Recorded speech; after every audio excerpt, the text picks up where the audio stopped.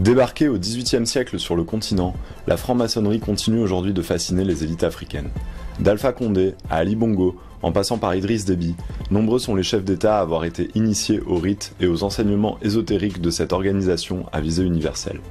Dans ce nouvel épisode d'Afro Pertinent, le chroniqueur géopolitique Kémy Séba reviendra sur l'influence de la franc-maçonnerie sur le continent et nous expliquera comment les loges africaines demeurent des instruments de domination incontournables pour l'Occident. Bonjour Kémy Séba. Bonjour mon frère. Aujourd'hui, nous allons parler de l'influence de la franc-maçonnerie en Afrique. Quelle est votre lecture? Alors, très cher frère, il y a énormément de choses à dire lorsque l'on aborde la thématique de la franc-maçonnerie et l'Afrique.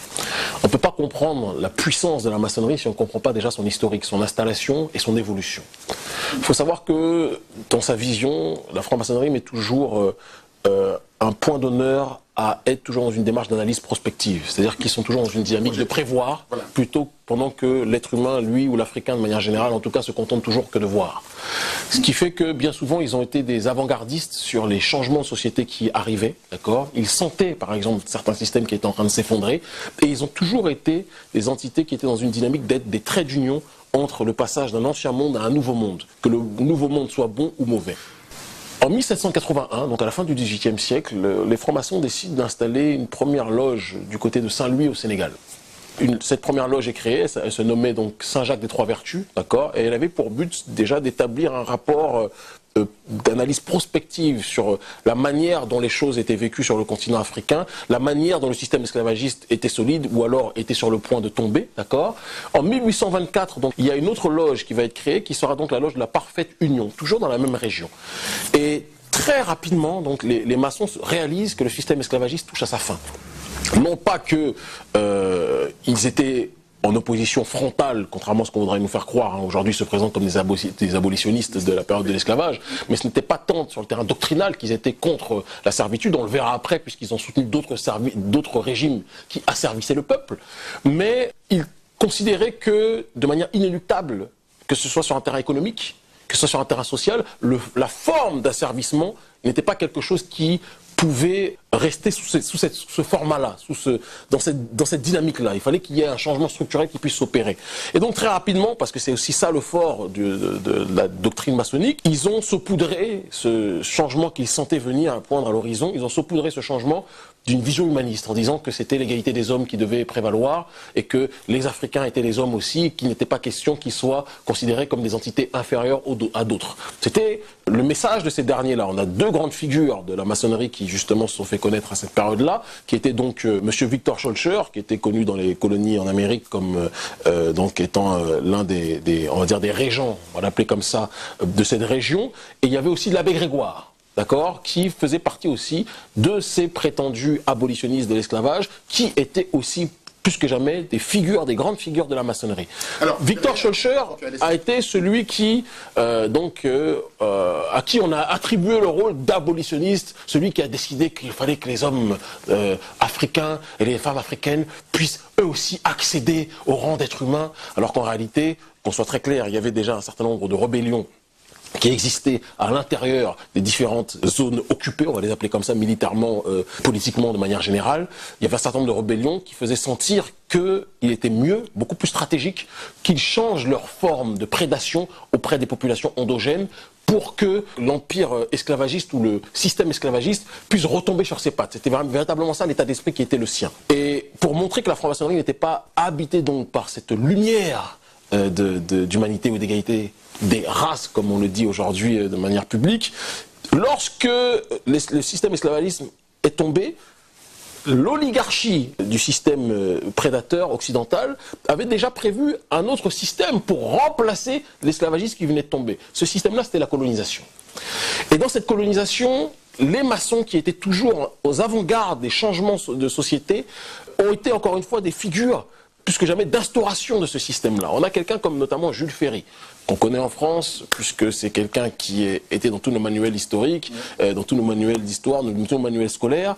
Et Jules Ferry, le père de l'école française, comme on aime l'appeler entre guillemets, était de ceux qui disaient, il a déclaré de manière publique, on va peut-être en voir précisément sa citation là, mais de manière synthétique, il disait qu'en gros, il ne croyait pas à l'égalité des races, et il pensait qu'il y avait, pour certains peuples, le devoir de civiliser d'autres peuples. Il était nécessaire pour lui que la France, et que l'Occident de manière générale, civilise les barbares africains que nous étions. C'était ça son état d'esprit. Jules Ferry était un franc-maçon. Alors comment peut-on passer, si la maçonnerie est habité par la volonté de lumière d'établir le système d'égalité des peuples, d'égalité des races, entre guillemets, comment la maçonnerie de Schœlcher et de l'abbé Grégoire devient la maçonnerie de Jules Ferry, une maçonnerie qui devient plus que jamais offensive dans sa volonté d'assujettir les autres peuples et d'établir plus que jamais, d'étendre plus que jamais son pouvoir comme il le faisait. Donc c'est là aussi des choses qu'on doit sur lesquelles on se doit de se questionner si on veut véritablement être les plus efficaces. Kémy Séba, vous avez parlé de figures exogènes de la colonisation, mais il y a quand même des figures endogènes de la colonisation. Bien sûr, il y a des figures endogènes qui malheureusement bien souvent avaient le plus sale boulot. On a des personnes qui ont été, d'ailleurs c'est très intéressant de le souligner, qui pendant très longtemps ont été considérées, même à l'intérieur du monde dit africain, ont été considérés comme des personnages respectables, des personnages qui avaient fait un travail, qui avaient contribué à l'histoire de l'Afrique, sous-entendant qu'en fait, quand vous êtes le laquais d'un système prédateur, vous êtes considérés comme des gens qui ont contribué à l'histoire, ce qui montre quelque part que tant que le lion justement n'écrit pas sa propre histoire, ce sera toujours le chasseur qui l'écrira. Donc il y a aussi un devoir de réappropriation historique plus que jamais à faire. On a des personnes comme Blaise Diagne, d'accord, sénégalais de son état, franc-maçon, qui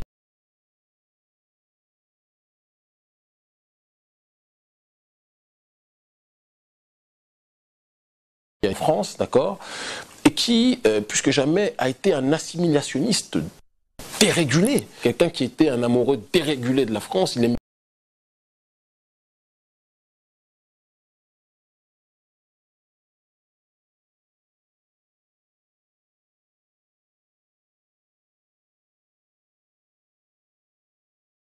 plus la perception du monde telle que celle qui est vécue, vue, reçue, exprimée par l'oligarchie française. Donc c'est quelqu'un qui a laissé une forte empreinte, notamment au sein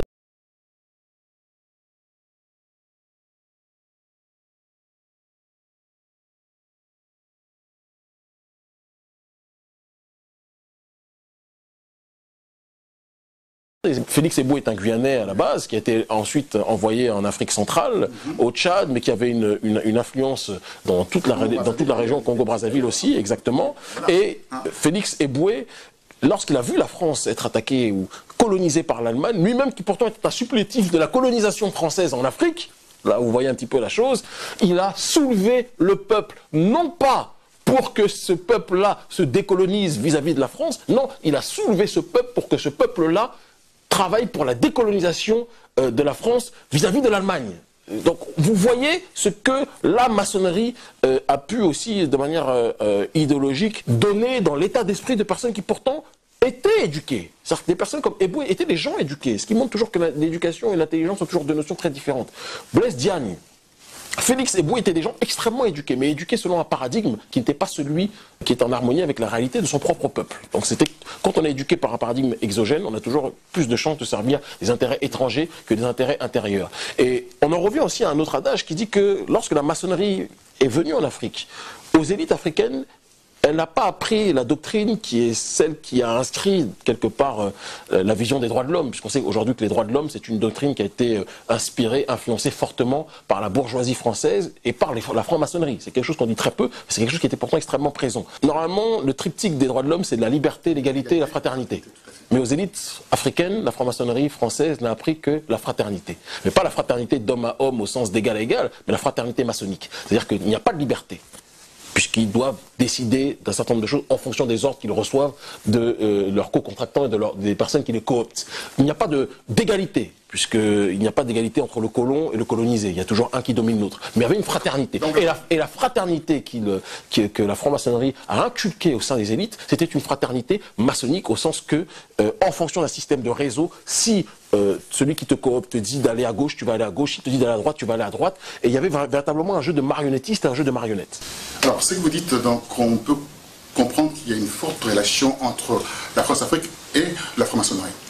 Il y a une forte relation parce que de la même façon que la maçonnerie a été à l'avant-garde de l'abolition de l'esclavage quand ils sentaient que ce système était en train de tomber, mais ils ont été des précurseurs du colonialisme, on l'avait avec Jules Ferry. Quand ce colonialisme a touché à sa fin, d'ailleurs il faut préciser que bon nombre de personnes qui pouvaient être francs-maçonnes ont rejoint aussi les rangs de manière opportuniste, disons les choses telles qu'elles sont, de la résistance ou de l'indépendance par rapport à ce colonialisme aussi, mais ils ont été, encore une fois, les garants, le ciment de l'établissement du successeur du colonialisme qui a été le néocolonialisme et dans la sphère francophone qu'on a particulièrement appelée la France-Afrique. Et c'est symbolisé par un seul homme, un parmi tant d'autres, mais un qui a été véritablement le pilier, Jacques Foccart, qui était le père des réseaux maçonniques sur le continent africain, qui était l'homme de Gaulle, d'accord, qui, lorsque De Gaulle a vu qu'il y a eu cette indépendance qui se propageait sur le continent, que tous les peuples africains aspiraient prétendument à cette indépendance-là, il a demandé à son homme de main des réseaux africains d'activer, par justement ce système de la maçonnerie, un certain nombre de réseaux qui permettraient à ce que la domination française puisse se perpétuer quand bien même le format de cette domination aurait changé. C'est-à-dire qu'en gros, la pièce de théâtre reste la même, seul le décor change. On est passé d'un régime où on avait l'impression qu'on était officiellement en colonisation à un régime où il y a eu des indépendances, mais c'était pas des indépendances de fond, c'était des indépendances de forme. Et bon nombre de gens, c'était là aussi une des spécialités. Je pense qu'il faut qu'on prenne une grande attention à essayer de comprendre le mécanisme de la maçonnerie, sa capacité à séduire les élites qui ne sont pas forcément toujours systématiquement mauvaises.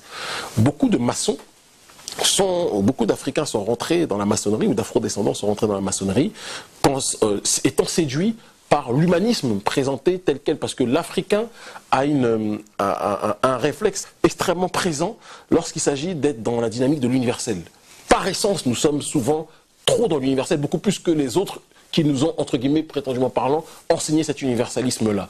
De telle sorte que lorsque des sociétés secrètes qui ressemblent sur certains points aux sociétés traditionnelles africaines qui, in fine, ont fini par perdre de leur influence à cause de l'industrialisation des villes et tout ce qui s'ensuit, eh bien, beaucoup de personnes lettrées ou éduquées sont rentrées dans la maçonnerie pensant que c'était quelque chose de positif à la base et n'ont pas forcément vu le danger qu'il y avait dans cette loge qui n'a rien de positif en réalité pour le continent africain. Donc, dès qu'elle voit une société qui est trop fermée, une société qui veut sa souveraineté, la maçonnerie est toujours dans une optique d'être dans la démarche d'ouvrir ces portes-là de manière générale.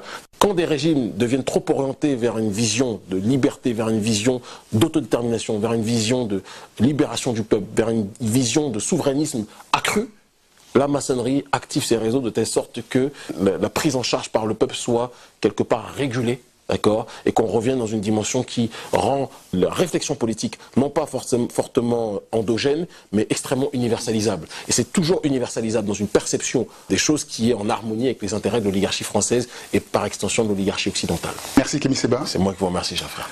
On se retrouve pour le prochain numéro d'Afro Pertinent. S'il plaît à Dieu.